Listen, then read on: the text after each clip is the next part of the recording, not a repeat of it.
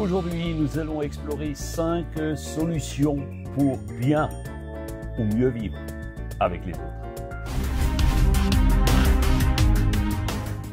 Bonjour chers amis, Sparkiens et Sparkiennes, très heureux de vous retrouver. On est heureux d'être là avec vous. Mettez-nous un petit pouce pour commencer. Merci pour votre fidélité, ça nous fait vraiment beaucoup de bien de savoir que vous êtes avec nous. Prenez votre Bible et votre carnet de notes et on commence tout de suite. Nous connaissons tous des situations parfois délicates dans la vie qui ont mené à une rupture, que ce soit dans les couples, que ce soit dans les familles, au niveau des amitiés, du travail et même dans l'église. Personne n'est épargné. L'une des choses les plus compliquées dans la vie, c'est la pratique de l'art du bien vivre ensemble avec ceux qui sont différents. Exactement. Que dit la Bible? Nous allons voir.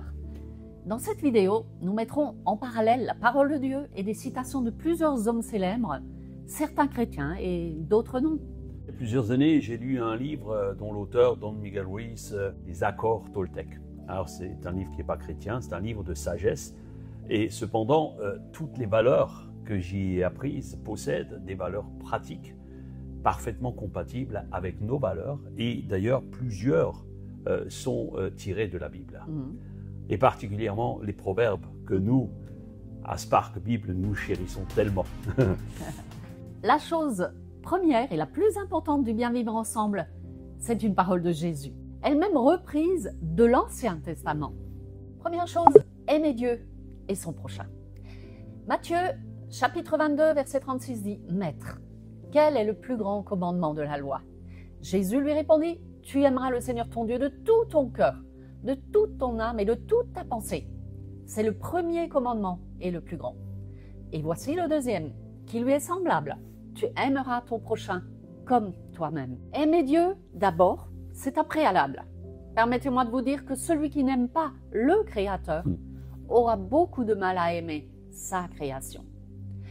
Aimer celui en face de nous est extrêmement important, car dans les moments de tension, si tu n'aimes pas, ce manque d'amour va s'accentuer. Pasteur Martin Luther King dira « La véritable mesure d'un homme n'est pas comment se comporter dans des moments de confort et de commodité, mais comment il se dresse dans des moments de controverse et de défi. » Les accords Toltec donnent ce conseil, que ta parole soit impeccable, que les mots soient impeccables. Encore une fois, apprenons à faire attention aux mots. Montrons toujours de la compassion et de l'empathie envers ceux qui nous entourent. Utilisons des mots qui expriment l'amour, qui expriment le respect, non seulement envers les autres, mais aussi envers nous-mêmes. Proverbe 15, 23 dit « On éprouve de la joie à donner une réponse de sa bouche, et combien est agréable une parole dite à propos. » Pour bien vivre ensemble, deuxième chose, pardonner les offenses. Il est impossible de vivre heureux sans pardon. Paul dira aux Colossiens 3, 13 « Supportez-vous les uns les autres, et si l'un de vous a raison de se plaindre de l'autre, pardonnez-vous réciproquement. De même que Christ vous a pardonné, pardonnez-vous aussi. » En fait, vivre au travers du pardon est l'apanage des gens courageux et forts. Mahatma Gandhi dira « Le faible ne peut jamais pardonner. Le pardon est l'attribut du fort. » Alors, comment faire pratiquement? Libérez votre cœur des rancunes et des ressentiments. Comprenez que les actions des autres sont souvent le reflet de leur propre lutte et non une attaque personnelle contre vous. Le conseil que donnent les accords Toltec sont « Ne prends rien personnellement ». Nous avons toujours l'habitude de prendre les choses contre nous. Ne prends pas toujours toute chose contre toi. Cela veut dire que nous devons apprendre à prendre de la hauteur, à ne pas toujours tout prendre pour nous. Il ne m'aime pas, il m'a dit ceci, il m'a dit cela. Plus tu vas accumuler de griefs, plus le pardon sera compliqué. Libère ton cœur, de même que Christ vous a pardonné, est-il dit. Pardonnez-vous aussi. Bien vivre ensemble implique également, troisièmement, parler avec douceur. Proverbe 15, 1 dit « Une réponse douce calme la fureur, mais une parole dure excitent la colère. Les débats politiques qui montent en pression systématiquement. On ne peut pas être d'accord avec l'autre, rester calme sans se crier dessus. C'est incroyable. Mère Teresa a dit « Les mots gentils peuvent être courts et faciles à dire, mais leurs échos sont vraiment infinis. » Parfois, il y a des ruptures avec des amis à cause de paroles mal comprises. Parfois, le ton employé, les SMS, les mails, sont des grenades à retardement. Des points de suspension, des points d'exclamation. Oh là là, qu'est-ce qui se passe? Tu n'as rien avec la personne et tout d'un coup, 3 points de suspension sur un SMS. C'est mort. Et c'est la crise. Accord Toltec conseille, ne fais pas de suppositions.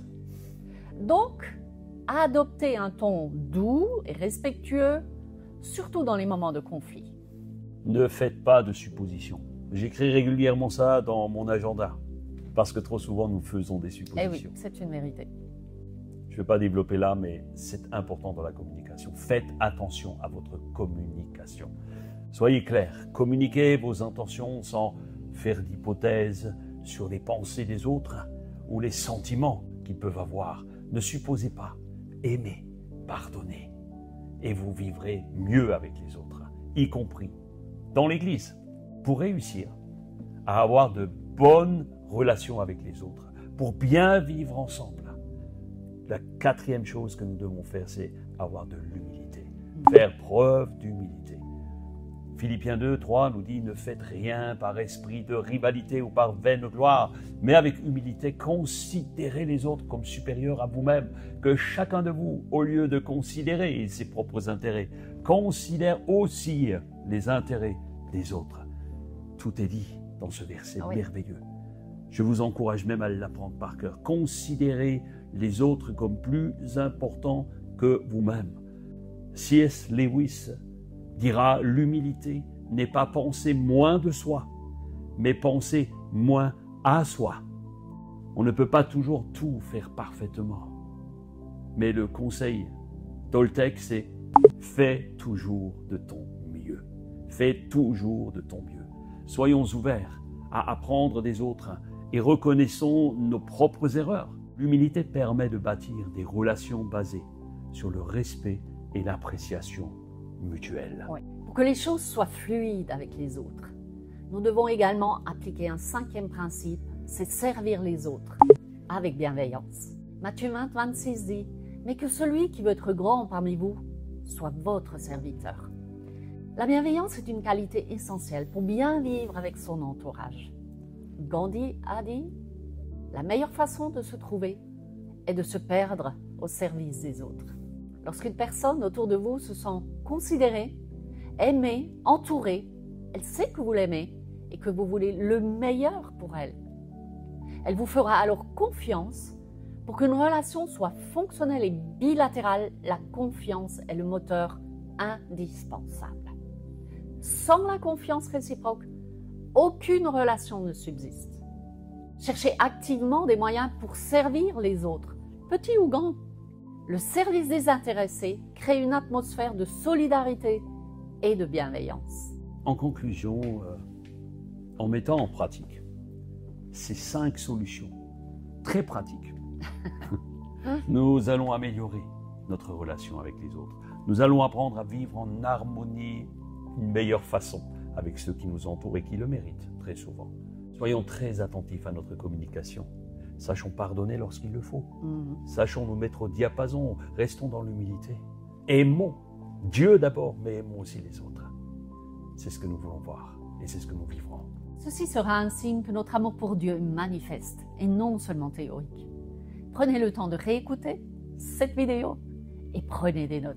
Seigneur Dieu, que l'amour qui nous anime devienne visible du plus grand nombre. Que le pardon, la douceur, l'humilité soit notre style de vie au quotidien. Que ton Esprit Saint nous aide à nous tenir de façon droite et honnête pour servir nos frères et nos sœurs, ainsi que toutes les personnes que tu mettras sur notre route. Et j'ai prié par le nom de Jésus-Christ. Amen. Amen. Chers amis, c'était une joie d'être avec vous aujourd'hui. C'est déjà terminé. C'est déjà terminé. Il n'y a plus qu'à appliquer. Mettez-nous un petit pouce. Et puis un petit commentaire. Écrivez, oui, je veux mieux vivre avec les autres. Amen. Prenez soin de vous. Prenez soin de votre âme. Ciao, ciao. Bye.